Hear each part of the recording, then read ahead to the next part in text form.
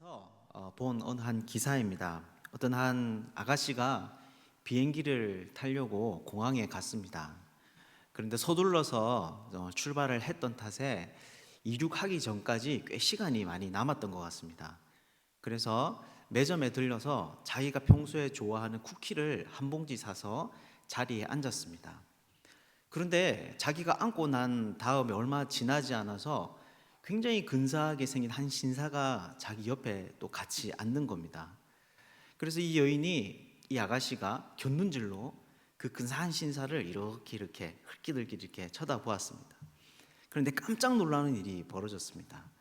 자기가 사놓은 그 쿠키를 이 사람이 뜯어서 막 먹기 시작을 하는 겁니다.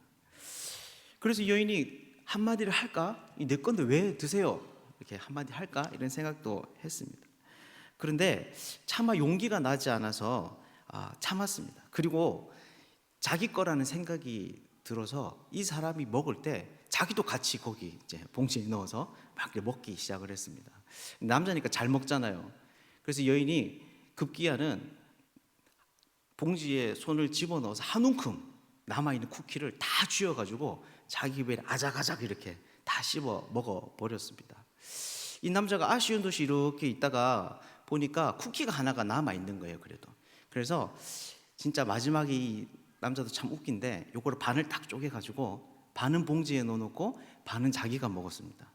이 여자가 보니까 진짜 너무 기가 차서 말이 안 나오는 거예요. 내 쿠키를 마치 자기 것처럼, 그리고 자기가 보라는 듯이 반을 쪼개가지고 거기 딱 넣어놓고 먹는 걸 보니까 너무 화가 나는 거예요. 그래서 그 나머지 쿠키 반 남은 봉지를 낚아채가지고 자기 가방에 넣고 휑하니 이렇게 일어나서 그 자리를 떠나왔습니다. 그리고 이제 나중에 비행기를 탔는데 가방을 열어보고는 깜짝 놀랐습니다. 왜냐하면 자기가 샀던 그 쿠키가 자기 가방 안에 그대로 들어있었던 거예요. 그러니까 상표가 똑같으니까 자기 거라고 생각을 하고 이 사람이 막 자기 걸 먹으니까 자기도 막 열심을 내서 막 먹었던, 이 오해로 인해서 이런 해프닝이 있었습니다.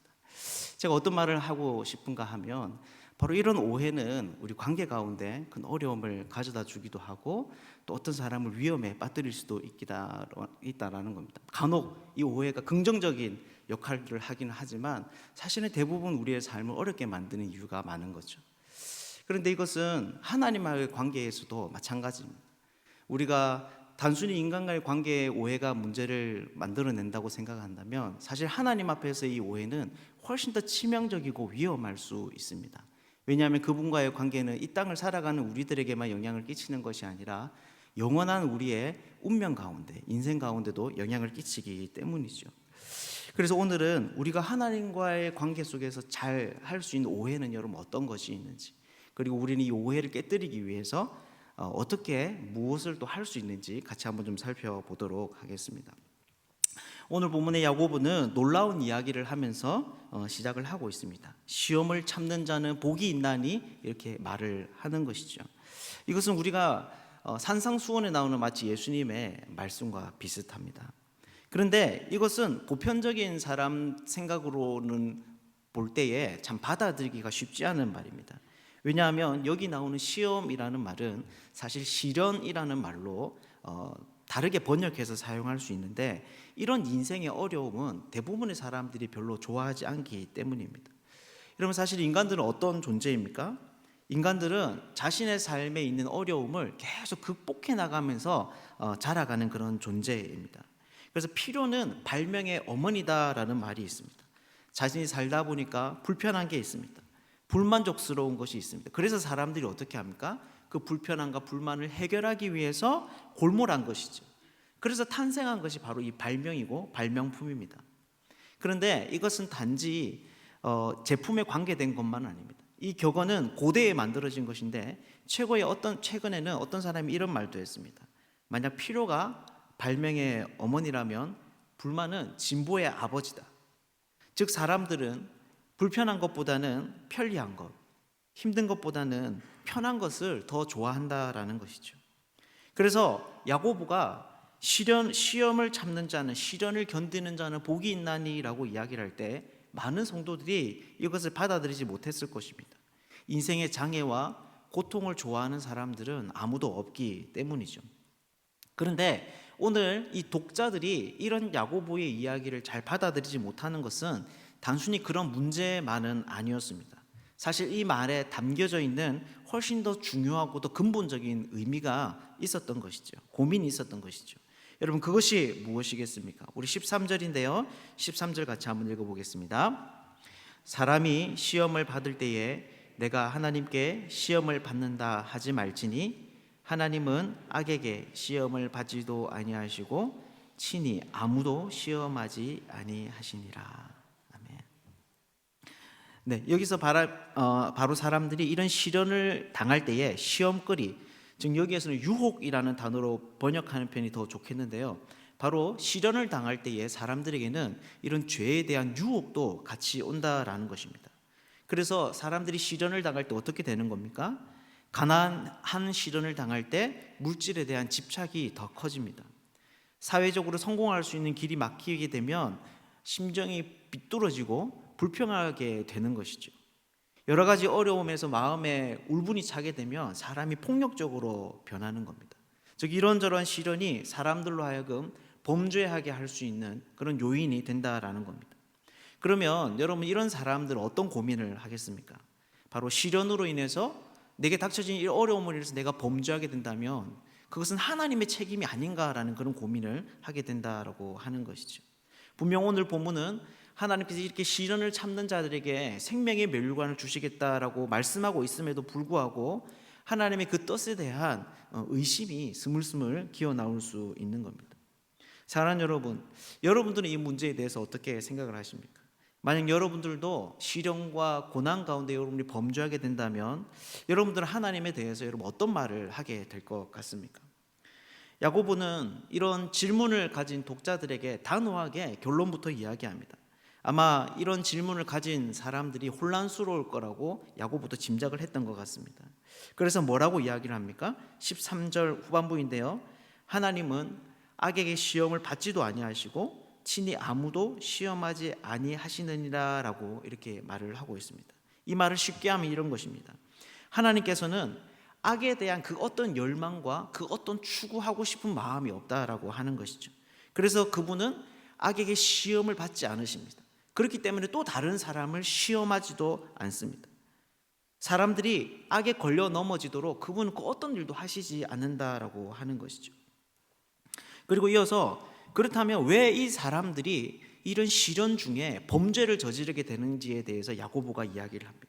하나님이 그렇지 않으시다면 사람들은 왜 이 시련 가운데 범죄를 저지르게 되는가?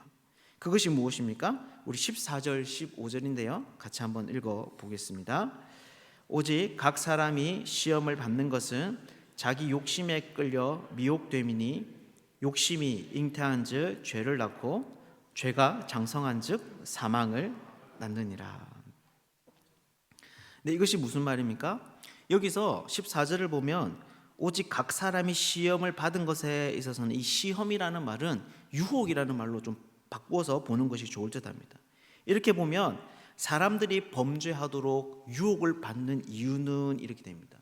여러분, 그렇다면 그 이유가 여러분 무엇입니까? 바로 자기 욕심 때문이다라고 하는 것이죠. 여러분, 그렇다면 이것이 무슨 말이겠습니까? 쉽게 말하면 이런 겁니다. 사람들은 자기 욕심 때문에 범죄한다라고 하는 거예요. 그러니까 사실 이 사람은 인생의 어떤 맥락과 환경 가운데 놓여 있더라도 욕심 때문에 죄를 지을 수밖에 없는 그런 존재다라는 겁니다. 그래서 그 결과가 어떻게 되는 겁니까? 주님께서 약속하신 생명의 멸류관과는 완전히 반대되는 사망에 이르게 되는 것이죠. 여기서 말하는 생명의 멸류관은 어떤 특별한 노력을 한 사람들에게 하나님께서 특별한 상을 주신다 이런 의미가 아닙니다. 왜냐하면 그 앞에 보면 사랑하는 자들에게 약속하신이라는 말이 나오는데 이 말은 성경에서 보통 참된 성도, 진짜 성도들을 향해서 가리켜 쓰는 말이기 때문입니다. 그래서 이 생명의 멸류관을 얻는다라고 하는 말은 내가 참된 성도들이 얻게 되는 그 영원한 생명에 내가 동참하게 될 것이다 라고 하는 것으로 보는 것이 좋습니다. 그래서 여기서 말하는 생명의 멸류관은 살아있는 멸류관 이렇게 볼 수 있는 것이죠. 즉 성도들은 시련을 참고 견뎌서 상을 받게 되는데 그 상은 다른 것이 아니라 참된 성도들, 우리가 아는 아브라함이나 이삭이나 야곱과 같은 사람들이 누리는 그 하나님 나라의 백성으로서의 그 영원한 영광을 누리는 삶을 우리가 선물로 받게 된다라고 하는 것입니다. 즉 이렇게 욕심을 따르는 사람들은 영원한 생명이 아니라 그와 반대되는 영원한 사망에 이르게 되는 것이죠. 여러분, 그렇다면 이것이 무슨 말이겠습니까?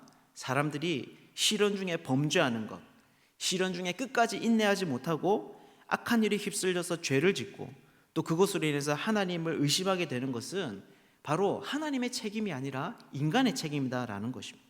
하나님께서는 그런 악하고 욕심에 휘둘리는 인간에게 그렇지 않도록 시련을 통해서 영원한 생명에 이르도록 그들에게 기회를 주셨을 뿐이다라고 하는 것이죠. 저는 이 말씀을 준비하다가 예전에 같이 좀 사역하셨던 어떤 한 집사님이 생각이 났습니다. 이분은 이제 자기의 본래 직업이 있으시고 또 다른 한편으로는 교정사역을 하시는 분이었습니다. 교정사역은 교도소에 있는 범죄자들에게 복음을 전하는 그런 일들이었거든요. 그러니까 이분은 자기가 일을 해서 그 번 돈으로 이분들에게 그날 주일날 들었던 목사님의 설교를 요약을 해서 손편지를 써서 이것을 보내는 거예요. 그리고 영치금이 필요하다 싶으면 자기 돈을 이렇게 깨가지고 보내시는 굉장히 그런 좋은 분이었습니다. 그런데 어느 날 이분이 자기가 하는 이 사역이 좀 부족했다고 생각을 한 것 같습니다. 그래서 한 게 뭐냐면 교도소를 출소한 사람들을 자기 집에 사회에 적응할 때까지 같이 데리고 살았습니다. 그런데 이 사람들이 어떤 사람들이냐면 경범죄자들이 아닙니다. 왜냐하면 짧게 교도소에 있다가 나온 사람들은 사실 사회에 적응하는 것이 그렇게 어렵지 않습니다. 그런데 길게 있었던 사람들, 중범죄자들, 이런 사람들은 사회에 적응을 하려면 가족도 이미 다 버렸기 때문에 누군가 돌봐줄 사람이 필요하거든요. 그래서 이분이 그런 사람들을 자기 집에, 자녀들도 3명이나 되었는데 어린 자녀들과 함께 같이 머물러 살았습니다. 그래서 보면 막 강도도 있고요, 심지어 살인을 한 사람도 있었습니다. 그러니까 이 사람들은 여러분 어떻겠습니까? 너무너무 이 집사님이 고마운 거예요. 가족도 자기를 버렸는데 자기가 이 사회에 적응할 때까지 잘 곳, 먹을 곳 제공을 해주고 심지어 그리스도 안에 형제라고 호칭을 썼습니다. 그 사람들에게. 그러니까 너무너무 고마운 것이죠. 그런데 문제가 있었습니다. 뭐냐면 이분들의 습성이 잘 바뀌지 않는 겁니다. 그래서 월급을 어떻게 해서 취업을 해서 월급을 받으면 그날에 받았던 그 월급을 술 마시고 또 여자들 만난다고 유흥비로 하루 만에 다 써버리는 겁니다. 그러면 출소한 사람들도 사실 양심이 있기 때문에 너무너무 부끄러운 거예요. 자기가 이때까지 예수님 사랑, 하나님 사랑 이렇게 하고 선생님 제가 이제는 새로운 삶을 살겠습니다. 그분 앞에서 다짐도 하고 눈물 돌리고 이렇게 했는데 하루아침에 돈을 다 써버리고 나니까 그분을 제정신으로 볼 수가 없는 겁니다. 그래서 술을 마시는데 정말 자기가 감당할 수 없을 만큼 마시는 거예요. 그러고 난 다음에 어떻게 하느냐면 그분 집이 언덕 위에 이렇게 있었어요. 언덕 위에 이렇게 있는데 밑에서부터 옷을 자기가 다 벗어버립니다. 진짜 실오라기 하나 안 걸치고 밑에서부터 고함을 치면서 그 언덕길을 쭉 올라가는 거예요. 그러면 보니까 경찰서에서 출동하더라고요. 경찰서에서. 이제 이게 그런 중범죄자들은 출소한다고 해서 그냥 놔두는 게 아니라 어느 기간 동안 경찰서에서 이렇게 관찰을 하더라고요. 이런 사건이 터지면 경찰들이 오는 거예요. 그러면 이 사람이 경찰을 대동하고 그 몇백 미터 되는 길을 고함을 지르면서 실오라기 하나 걸치지 않고 거기를 막 올라가는 거예요. 노래도 부르다가 선생님 죄송합니다 이렇게 고함을 치기도 하고. 그래서 이 집사님이 자기 이 집에서 소리가 나서 밖을 쳐다보면 너무너무 부끄러워서 얼굴을 들 수가 없는 거예요. 이 사람도 자기가 너무 미안하고 부끄러우니까 이제 이런 방식으로 자기 집에 돌아온다는 것을 알매도 불구하고 정말 정남이가 떨어지고 다시는 그 사람 얼굴을 보고 싶지 않더라는 겁니다. 그럼에도 불구하고 이 집사님이 어떻게 하시냐면 옷을 가지고 집으로 내려갑니다. 그리고 그 사람에게 다시 옷을 다 입혀주고요, 일단은 재우는 거예요. 그리고 아침이 되면 다시 밥상을 차려서 그 사람이 해장할 수 있도록 해주고 그 자리에 앉아서 다시 교육하는 거예요. 형제님, 당신이 이런 일을 저질렀지만 우리가 인생의 끝이 여기가 아닙니다. 다시 시작해 봅시다. 그리고 그분에게 다시 기회를 드리는 거예요. 사랑하는 여러분, 이것이 무엇입니까? 바로 이것이 하나님께서 우리 인생에 대해서 하시는 일이다라고 하는 겁니다. 그분은 욕심에 휘둘려서 결국에 죽을 수밖에 없는 선택을 하는 그런 죄인들을 향해서 생명의 면류관을 얻을 수 있는 기회를 주신 것이죠. 그래서 참된 성도들과 함께 그 영광에 함께 동참해서 승리를 노래하며 살 수 있도록 그렇게 부르신 것입니다. 그렇다면 이런 시련을 만났을 때 우리들이 해야 하는 일이 여러분 무엇이겠습니까? 바로 그 하나님을 의심하고 원망할 것이 아니라 우리의 욕심을 경계하고 나 자신을 절제할 수 있도록 노력해야 한다는 것입니다. 그래서 그분이 주신 이 상을 얻기 위해서 힘차게 달려가야 하는 것이죠. 우리가 오늘 이 사실을 좀 깊이 생각할 수 있으면 좋겠습니다. 그래서 하나님 주신 이 시련을 우리의 범죄의 도구가 아니라 영원한 생명을 얻는 선물로 사용할 수 있으면 좋겠습니다. 이 자리에 있는 우리 모두가 우리의 부패한 본성에서 나오는 욕심을 제어하고 주어진 시련을 잘 견뎌내어서 하나님 앞에 인정받은 자로 그분 앞에 서는 복된 사람들 되시기를 주님의 이름으로 축복합니다. 한 가지 더 살펴보겠습니다. 이렇게 하나님께서는 인생을 위해서 시련을 주셨다고 야고보가 이야기합니다. 그렇다면 우리는 어떻게 이 욕심을 제어하고 이 시련을 견뎌 나갈 수 있을까요? 이것과 관련해서 야고보는 속지 않는 것이라고 말합니다. 바로 하나님께서 죄를 조장하는 존재로 사람들이 오해하지 않는 것이죠. 그렇다면 우리는 어떻게 속지 않을 수 있을까요? 이것에 대해서 야고보가 17절에서 18절에 걸쳐서 대답을 하고 있습니다. 우리 17절 한 절만 우리 먼저 읽어보겠습니다. 온갖 좋은 은사와 온전한 선물이 다 위로부터 빛들의 아버지께로부터 내려오나니 그는 변함도 없으시고 회전하는 그림자도 없으시니라. 네, 여기서 뭐라고 이야기합니까?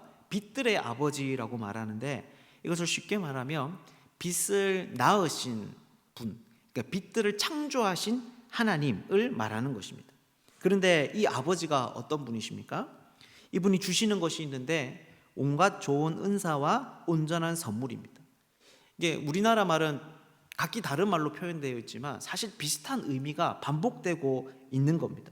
그래서 이것을 한마디로 하면 온갖 좋고 온전한 선물 이렇게 우리가 볼 수 있습니다. 즉 야고보는 같은 말을 반복해가면서 하나님께서 주시는 그 선물이 얼마나 풍성하고 얼마나 가치로운지에 대해서 이야기를 하고 있는 것이죠. 그리고 또 이분은 어떤 분이십니까?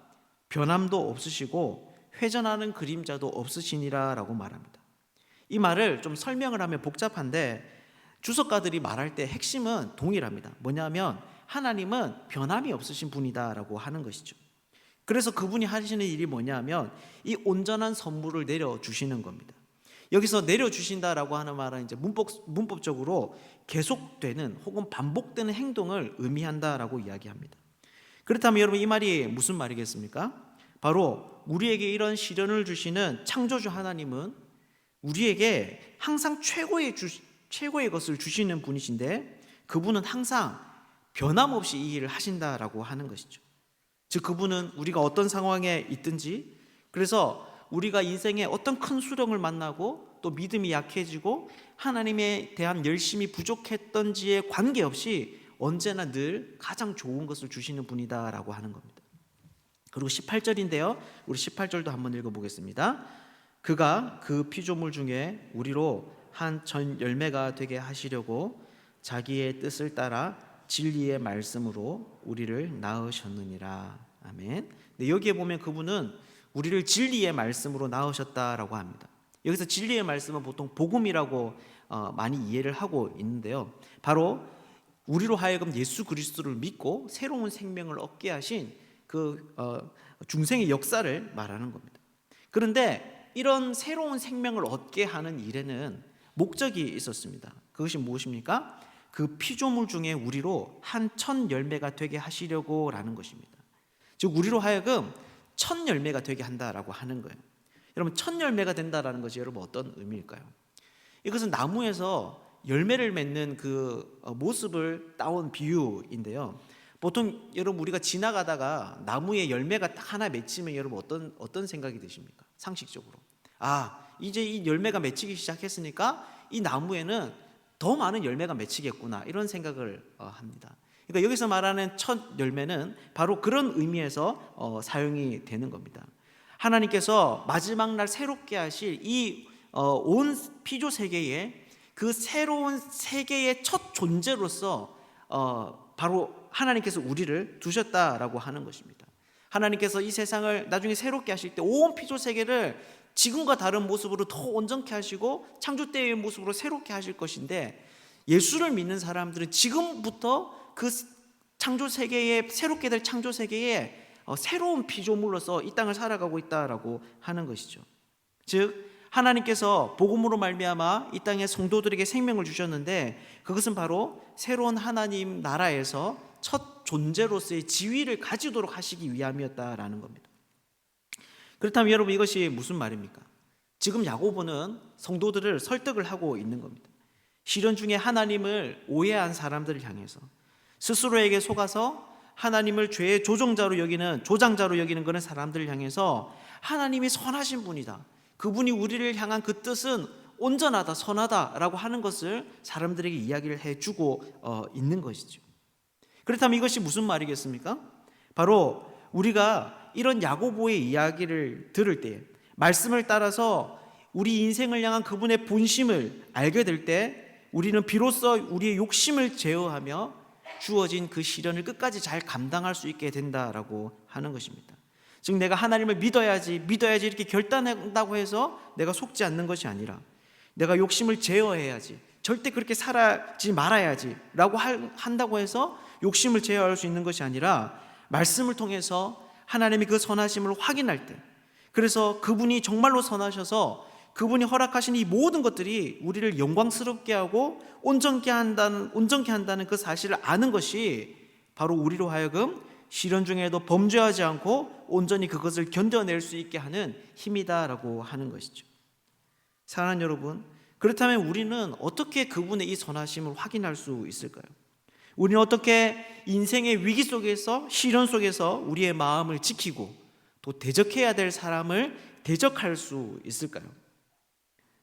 오늘 이 야고보의 이야기뿐만 아니라 성경은 전체적으로 인생을 향한 하나님의 본심을 확인할 수 있는 것이 있다고 이야기를 합니다. 분명한 증거가 있다고 이야기합니다. 여러분, 그것이 무엇이겠습니까? 바로 예수 그리스도의 십자가입니다. 즉 우리는 이 십자가 아래에서 자신의 아들을 내어주시는 그 하나님의 사랑을 확인하면서, 로마서의 말씀처럼 죄인 되었을 때 우리를 사랑하신 그 하나님의 말씀을 확인하면서 우리가 어떤 상황 속에서도 그분이 우리를 향하여 선한 뜻을 가지고 있다라고 하는 것을 확신할 수 있게 되는 것이죠. 여러분, 우리가 이것을 알게 될 때 여러분 어떻게 됩니까? 바로 고난 중에도 기도할 수 있게 됩니다. 그렇게 할 때 우리는 하나님에 대한 섭섭한 마음과 의심으로 인해서 인생의 방향을 잃는 것이 아니라 오히려 그분의 지혜와 능력을 힘입어서 우리에게 주어진 시련을 생명의 면류관을 얻는 경주로 바꾸어 나갈 수 있게 되는 것이죠. 하나님은 한결같은 그 선하심으로 지금까지 우리의 인생을 이끌어 오셨습니다. 그리고 앞으로 어떤 시련이 우리의 삶 가운데 주어질지 모르지만 이 세상이 끝날 그날까지 영원토록 그분은 우리를 선대하실 것입니다. 오늘 우리가 다시 한번 우리를 향한 이 하나님의 선대하심을 깊이 생각할 수 있으면 좋겠습니다. 그래서 어떤 일을 당하든지 우리를 향한 그분의 사랑을 기억하고 끝까지 우리에게 주어진 일을 감당하는 그런 복된 사람들 되시기를 주님의 이름으로 축복합니다.